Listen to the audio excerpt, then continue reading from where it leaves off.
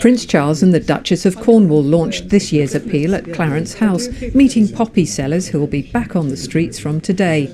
Among them, the Mayor of Bournemouth, standing back left, who's been a poppy seller for 14 years. Street collections were cancelled last year because of the coronavirus. Bill Tyack from Fleet is one such collector. He was in the Royal Air Force for 37 years. Many of our young men and women serving in the armed services have suffered physically and mentally in recent conflict, and they'll need support for years to come. And I feel it's a real privilege to be able to help to raise money to help them.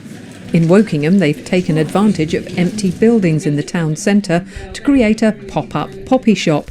It's especially good this year being able to have a premise, a shop to use, as well as being able to collect outside. There are going to be servicemen all over the world that may have accidents, their families may struggle.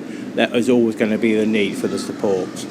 I had family that fought in both wars, and I think it's important to show respect. I think everyone should, as a mark of respect for all the young men that we've lost. I did spend a bit of time in the forces and always like to remember the people who have fallen, so I think it's always right that we should do that.